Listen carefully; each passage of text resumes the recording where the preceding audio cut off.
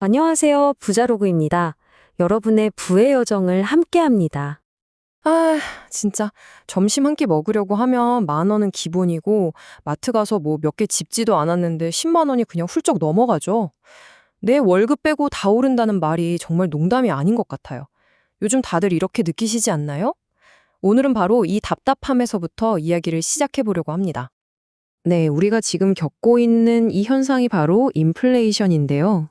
이걸 그냥, 물가가 오르는구나 정도로만 생각하면 사실 진짜 무서운 걸 놓치는 거예요. 인플레이션의 진짜 얼굴은 뭐냐면요.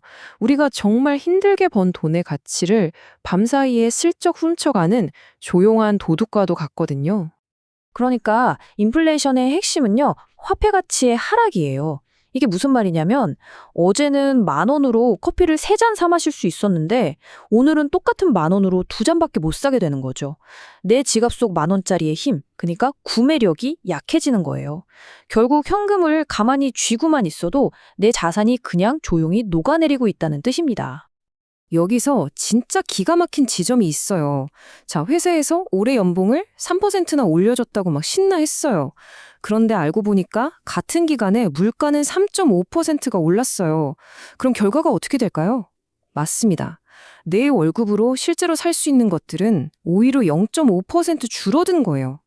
이게 바로 월급 인상이 주는 무서운 착시 효과입니다. 아니, 월급의 가치도 이렇게 떨어지는데, 그럼 우리가 가장 안전하다고 믿고 은행에 차곡차곡 모아둔 돈은 괜찮을까요? 안타깝게도 이 조용한 도둑은 우리 예금 통장도 그냥 지나치지 않습니다. 보세요. 지금 은행에 1억을 넣어놔서 1년에 2%의 이자를 받는다고 쳐도 물가가 3.5% 오르면 내 돈의 실제 가치는 오히려 마이너스 1.5%씩 줄어들고 있다는 계산이 나옵니다. 세상에. 안전하다고 믿었던 예금이 사실은 매년 내 돈의 가치를 갉아먹고 있었던 거죠. 가만히 있으면 뒤처지는 수준이 아니라 그냥 자산을 잃게 되는 겁니다. 정말 냉혹한 현실이죠. 좋습니다. 상황이 이렇다면 우리가 가진 다른 자산들은 어떨까요?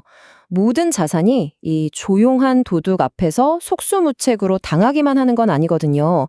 지금부터 각 자산별 성적표를 한번 냉정하게 뜯어보겠습니다. 자, 첫 번째, 현금하고 예금. 전통적으로는 가장 안전한 자산의 대표 주자였죠. 하지만 인플레이션 시대에는요, 가장 위험한 자산으로 돌변합니다. 왜냐? 구매력이 계속해서 줄어드니까 원금 보장이란 말이 아무 의미가 없어지는 거예요. 지금 같은 때에 현금을 너무 많이 들고 있는 건 자산을 방치하는 걸 넘어서 그냥 내 돈을 깎아내리는 거나 마찬가지입니다. 다음은 부동산입니다. 부동산은 원래 인플레이션 방어에 아주 강한 자산으로 유명했죠. 돈의 가치가 떨어지면 실물 자산인 부동산 가격은 오르는 경향이 있으니까요. 근데 지금은 좀 큰 딜레마에 빠져 있어요. 바로 금리 인상 때문입니다. 아시다시피 대출 이자 부담이 눈덩이처럼 불어나면서 시장을 그냥 꽁꽁 얼어붙게 만들고 있잖아요. 주식시장은 어떨까요? 여기는 정말 성과가 극명하게 갈립니다. 핵심 키워드는 프라이싱 파워, 우리말로 하면 가격 결정력이에요. 예를 들어서 원가가 올라도 제품 가격을 당당하게 올릴 수 있는 그런 독점적인 기업은 살아남지만 경쟁이 너무 치열해서 가격을 못 올리는 기업들은 힘들어지죠. 특히 미래의 성장성만 보고 투자했던 기술주들은 금리 인상에 아주 치명적입니다. 그래서 그 어느 때보다 진짜와 가짜를 가려내는 옥석 가리기가 중요해졌습니다. 마지막으로 채권입니다. 이건 좀 간단해요.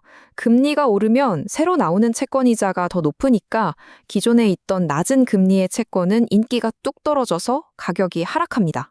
금리 인상에 직격탄을 맞는 거죠. 근데 여기서 중요한 건 이게 절대 남의 얘기가 아니라는 거예요. 이 금리 인상이라는 망치는 지금 바로 여러분이 가진 변동금리 대출의 이자를 쾅 하고 내리치고 있습니다. 자, 여기까지 들으시면 그럼 도대체 어쩌라는 거야? 좀 막막하게 느껴지실 수도 있어요. 하지만 걱정 마세요. 지금부터는 이런 이론적인 얘기를 넘어서 우리 같은 평범한 직장인들이 당장 실천할 수 있는 구체적인 행동 계획, 4가지 핵심 방어 전략을 알려드리겠습니다. 바로 이 4가지입니다. 포트폴리오를 잘 나눠 담고 내 돈의 가치를 지켜줄 보험 같은 자산을 좀 섞고 위험한 빚은 똑똑하게 관리하고 마지막으로 세상에서 가장 확실한 자산에 투자하는 것. 자, 하나씩 자세히 살펴볼게요. 첫 번째 전략, 포트폴리오 다각화. 투자의 가장 오래된 격언이죠. 모든 달걀을 한 바구니에 담지 마라. 이거 어렵게 생각할 거 전혀 없어요. 요즘은 코덱스 200이나 타이거 S&P 500 같은 ETF를 커피 몇 잔 값으로 사는 것만으로도 아주 쉽게 국내 주식, 미국 주식, 심지어 금 같은 원자재 시장에도 나눠서 투자를 시작할 수 있습니다. 두 번째는요, 인플레이션 해지 자산을 내 포트폴리오에 넣는 거예요. 이건 뭐랄까, 내 자산의 구매력이 떨어지는 걸 막아주는 일종의 보험이라고 생각하시면 쉬워요. 대표적으로 금이나 원유 같은 원자재가 그렇죠. 전체 자산의 한 5%에서 10% 정도만 이런 자산에 넣어두면 돈의 가치가 떨어지는 위험을 직접적으로 막아낼 수 있습니다. 자, 세 번째 전략으로 넘어가기 전에 이 문장을 한번 보세요. 정말 무서운 말이죠? 지금 이 순간 여러분이 가진 변동금리 대출은 매달 이자가 스멀스멀 올라가는 시한폭탄이나 다름없습니다. 그래서 세 번째 전략이 바로 부채 권리입니다. 자, 오늘 당장 집에 가셔서 여러분이 가진 모든 대출 목록을 한번 쭉 적어보세요. 그리고 그 중에서 금리가 가장 높은 변동금리 대출, 그게 바로 여러분의 1순위 공격 목표입니다. 여유 자금이 생길 때마다 다른 거 하기 전에 그 대출부터 갚아 나가서 이 시한폭탄을 해체해야 합니다. 자, 이제 마지막 네 번째 전략입니다. 사실 금융자산이나 부채 관리도 정말 중요하지만 그 어떤 경제 위기 속에서도 절대 우리를 배신하지 않는 가장 확실하고 강력한 자산이 하나 있습니다. 바로 당신 자신입니다. 네 번째 전략은 바로 여러분의 인적 자본에 투자하는 겁니다. 여러분의 돈 버는 능력이야말로 시장이 어떻게 변하든 상관없이 인플레이션을 이길 수 있는 가장 강력한 무기예요. 현재 직장에서 누구도 대체할 수 없는 전문가가 되거나 더 좋은 조건으로 이직을 준비하거나 아니면 부업으로 새로운 수입원을 만드는 것. 이것이야말로 최고의 인플레이션 방어 전략입니다. 지금까지 우리는 인플레이션이라는 거친 파도 속에서 내 소중한 자산을 지키는 법에 대해 알아봤습니다. 인플레이션은 분명 위기죠. 하지만 반대로 생각하면 내 전체적인 재무 상태를 점검하고 더 튼튼한 미래를 설계할 수 있는 아주 좋은 기회이기도 합니다. 그래서 우리의 궁극적인 목표는 바로 이겁니다. 맑은 날이든 비 오는 날이든 어떤 경제 상황이 닥쳐와도 크게 흔들리지 않고 꿋꿋하게 버텨낼 수 있는 올웨더 포트폴리오, 말 그대로 전천후 포트폴리오를 만드는 것. 오늘 우리가 함께 나눈 이 네 가지 전략이 바로 그 시작점이 되어줄 겁니다. 너무 두려워하거나 행동을 미루지 마세요. 오늘 당장 여러분의 자산과 빈 목록을 한번 써보는 것부터 시작해보세요. 그리고 오늘 이야기한 네 가지 전략 중에 이건 정말 나한테 시급하다 싶은 것 딱 하나만이라도 한번 실천에 옮겨보는 겁니다.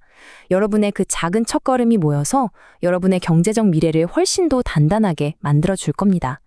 부자로그는 여러분의 부의 여정을 함께합니다. 구독과 좋아요, 알림 설정은 큰 힘이 됩니다.